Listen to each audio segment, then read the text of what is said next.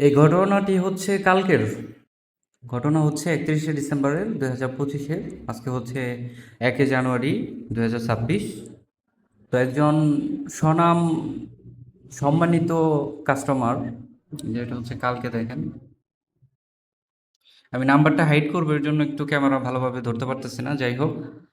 So message প্রথমে call করছে যে টিকিটের দাম কত, টিকিটের দাম দেওয়া হয়েছে ওইখানে।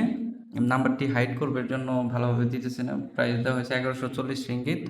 এটা হচ্ছে 2 জানুয়ারি, ঢাকা থেকে কুয়ালালামপুর থেকে ঢাকা। সো দেওয়ার পরে দেখা যাচ্ছে যে উনি বলল যে আমি টাকা দিব মে ব্যাংকে বা সিএমবি ব্যাংকে টাকা দিব।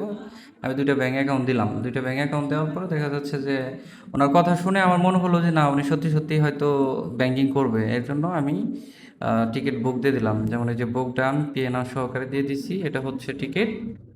এটা বুক দিয়ে দিছিলাম, দেখতে পাচ্ছেন, এটা অলরেডি বুক কিন্তু করে দিয়েছিলাম। একটা টিকিট বুক দিতে কিন্তু 10 মিনিটের মতো সময় লাগে বা 5 মিনিট সময় লাগে।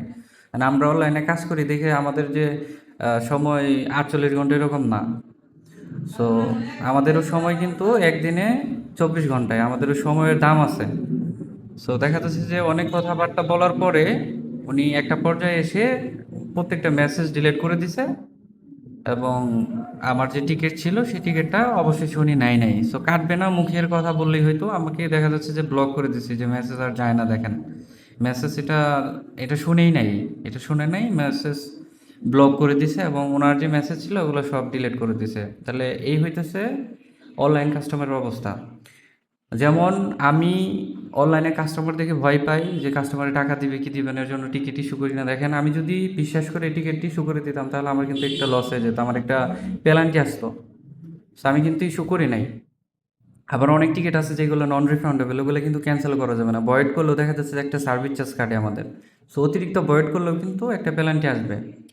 সো এইগুলা কিন্তু ট্রাভেল এজেন্সির মধ্যে একটা নিয়ম, একটা নীতি আমাদের মেনে তারপরে কিন্তু চলতে হয়। তো এটা তো আমি আর বুঝাইতে পারবো না, এটা তো আর কাস্টমার বুঝবে না। এগুলো সব কিন্তু দেখেন ডিলিট করে দিছে। তাহলে এই হইতেছে অনলাইনে কাস্টমারের অবস্থা। যেমন আপনারা আমাদের দেখে ভয় পান, ঠিক তেমনই আমিও আপনাদের দেখে ভয় পাই। এই হচ্ছে অবস্থা।